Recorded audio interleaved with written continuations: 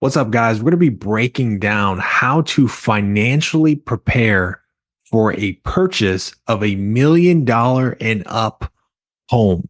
This episode is going to be really geared towards a lot of our high income individuals. These people might be, peak of their careers. They're stacking up a lot of money and they're in a position where they can either buy their first home that's valued at a million plus, or they're ready to upgrade to that big, $1 million plus home. And with that type of decision, usually there's a lot of stress, there's a lot of anxiety about probably having a large mortgage associated with a property like that. So we're going to walk through some of the financial planning considerations around that and make sure that you're prepared when you make that purchase. You don't want to miss it. Welcome back, guys. As always, thanks for tuning in. Please like and subscribe if you like today's content. And of course, if you need help with your own financial plan and you want specific advice, reach out to us at www.modernwealth.com. That's modern spelled with no vowels, wealth.com. So this should be a really fun episode. We're going to be diving into a case study. So for our folks that are on YouTube or Spotify video, it's going to be some nice visuals for you. For our folks just tuning in on the podcast, I'll do my best to verbally explain everything that's going on.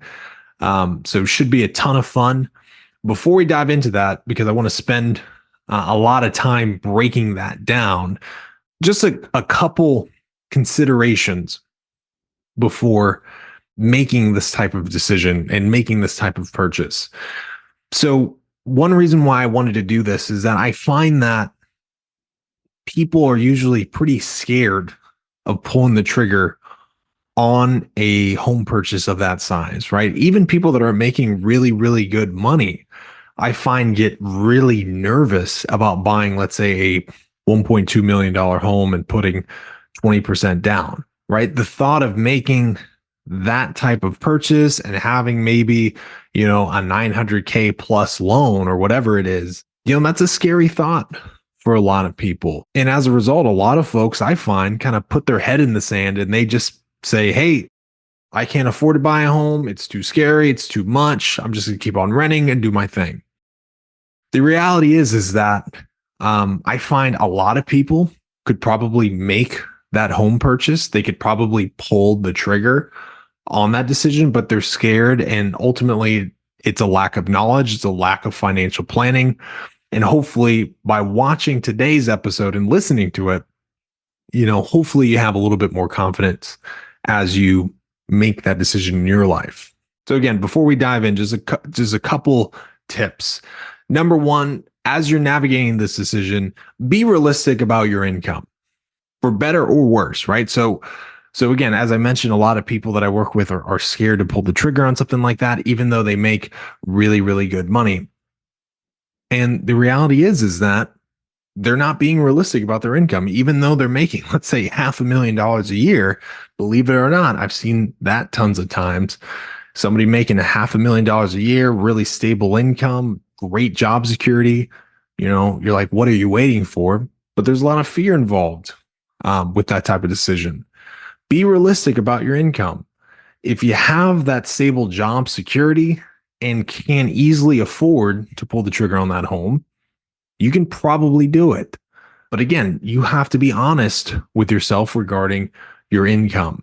On the flip side of that, I see people that are overly optimistic about their income.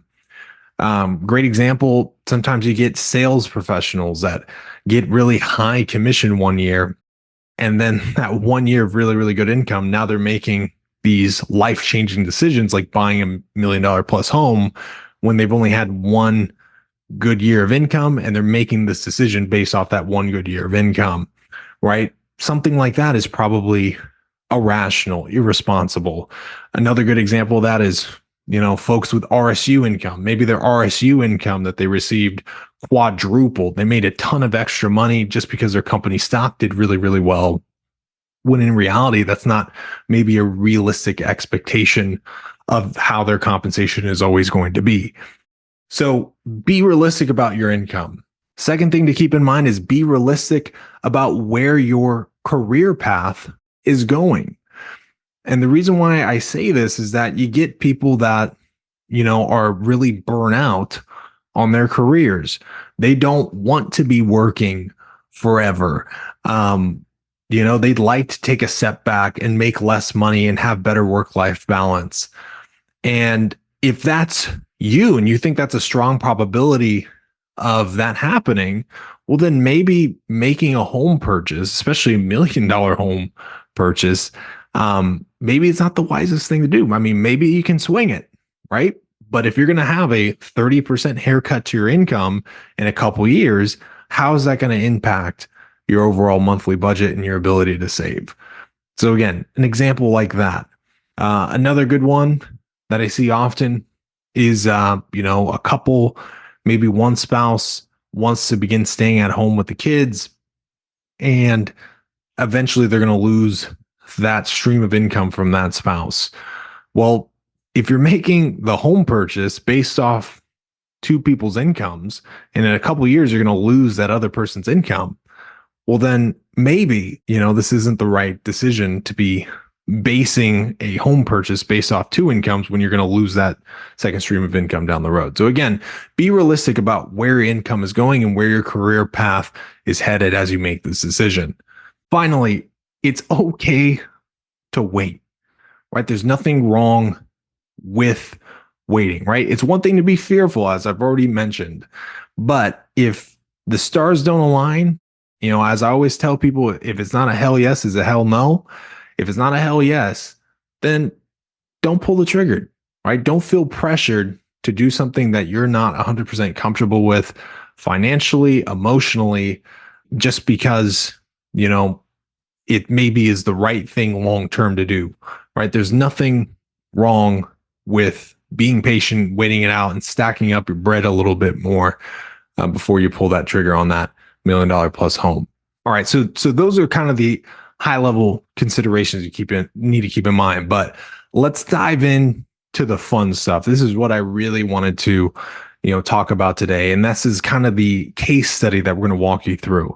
What you're about to see is what we actually use with clients, right? We'll do planning just like this with our clients as they are going to pull the trigger potentially on a purchase like this.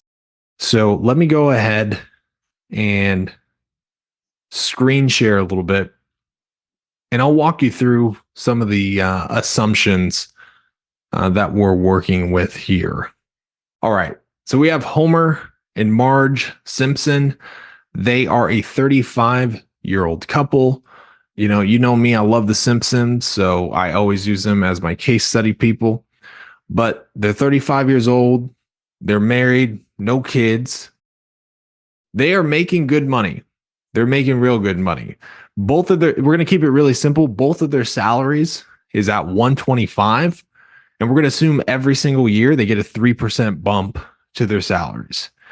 We also are going to assume that they get bonuses of $50,000 each every single year. So again, they get $50,000 bonuses every single year. And then those bonuses also have 3% bumps to them as well. From a balance sheet perspective, again, keeping this super duper simple, we're going to assume that they have $350,000 sitting in a savings account. Obviously not super optimal, but again, I want to try to keep this as simple as possible as we model this out. All right, so now for the big decision that we're planning for. They want to buy a $1 million home. Now, the other thing that I forgot to mention is that they are in California. So they live in California and they want to make this home purchase in California. Now, I already know somebody's going to be out there saying, $1 million home in California, that's a shack, whatever. Hold the comments, right? We're just trying to make an illustrative point here. So a $1 million home in California, we're going to assume $10,000 worth of property tax. We're going to assume $3,000 worth of insurance.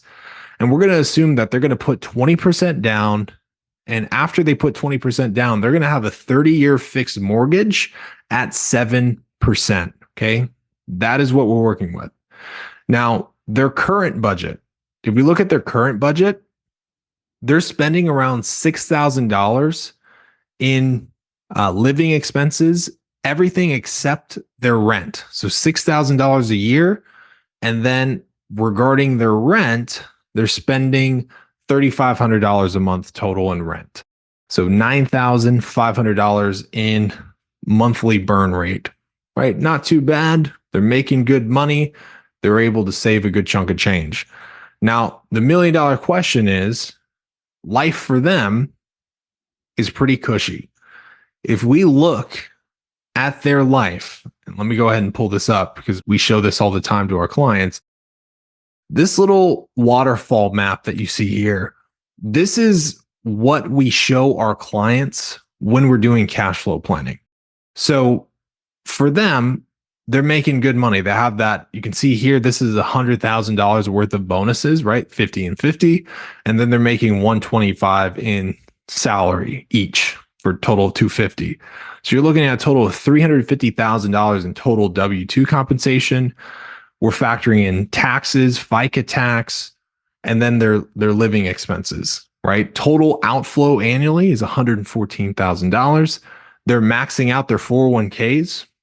And even though they're maxing out their 401ks, they're spending around $9,500 a month.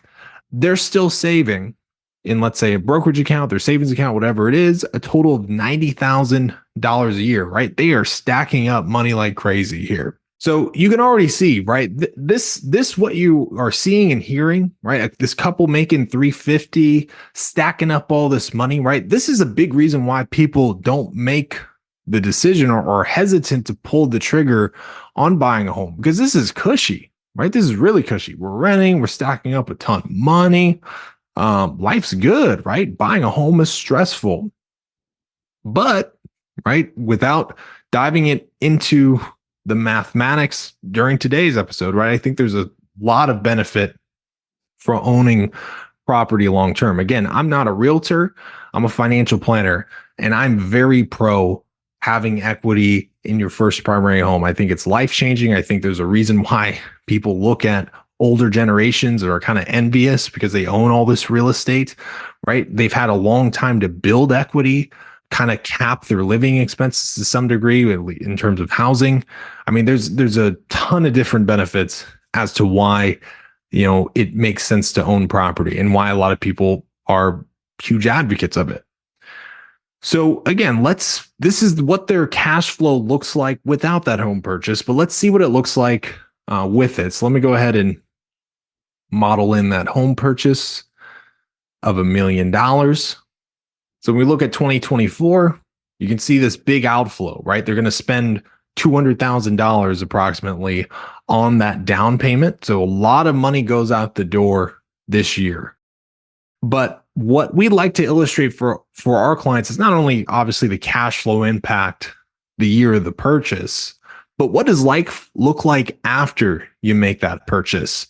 Again, buying a $1,000,000 home, having in this case an $800K mortgage, that's a scary thought for a lot of people. A lot of people want to know, what is my life going to look like? Am I going to be forced to eat canned beans and ramen? Or am I going to be in a pretty good spot financially? And if we take a look at here, we fast forward to 2025, their income goes up a little bit, right? Because they got the 3% bump to their income. You can see, even with that home purchase, right? Because you can see the housing portion of their budget goes up quite a bit because now they have a total, let's just do the math right there, around $6,500 a month in housing expenses now that they have that mortgage, property taxes, insurance, etc.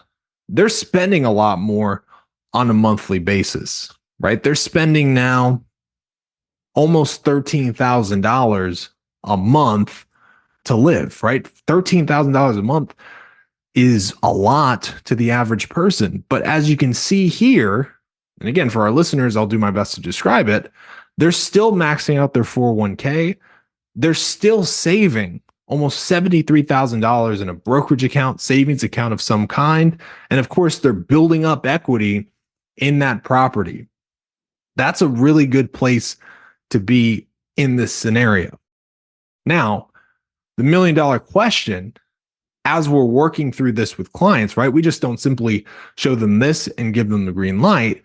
We need to think about the worst case scenarios, right? What happens if things go south, like income gets cut, could they still get by financially on this decision? So one thing that we like to do, and I kind of mentioned it earlier, and if I didn't, I apologize, is that we want to go ahead and model in a scenario where their bonuses get stripped out of the equation. What does it look like when they're just living on their salary? Can they still get by financially here? So when we model that in, them just living off of their salary, now it's a very different picture. When we take a look at the picture now, they're still able to max out their 401ks, but they're only having around $9,000 be saved in a brokerage account. This, ladies and gentlemen, is a really fun scenario to run because it tells me that even if we stripped out the extra savings, right? The bonus piece, I should say, even if we strip that out, they're still in a decent spot. Obviously, I'd like them to probably save a little bit more in a brokerage account, but this is not a bad position to be in. So from here, the $1 million question that I want to know is, well, how likely is it that your bonus would actually get cut to zero, right? For most people, that's not likely. Most people would be like, worst case scenario, my bonus RSUs are worth 30, 40% less, right? So if that's the case, right, obviously they would still be in a good spot. We cut it down to zero and they're still in a really, really good spot. So I like what I'm seeing here, right? Another scenario that we will look at, and again, everyone's different, but the other really popular question that we get asked is, well, what if one spouse takes a step back from what they're doing in their career, right? So as you can see here, Marge is still going to be making a good amount of money, right? She's making almost 130. Her bonus is still at 50. But Homer now, he's not making the big bucks anymore. He's now, working something much more chill, laid back, very Homer-esque, and only making $60,000 a year. So if that's the case, right, Homer's income has been cut down significantly. And now them as a household, they're only bringing in 242 under this scenario, right? Can they still afford this home? And when we take a look at it, if they're maxing out their 401ks, right, there's really not much wiggle room left, right? There's not much money left to go out the door. In fact, their net cash flow here shows negative 384, meaning that after saving for the 401k expenses and paying for the mortgage, there's no money left over to go into a savings or brokerage account of any kind. So again, that's another scenario that we play with quite a bit.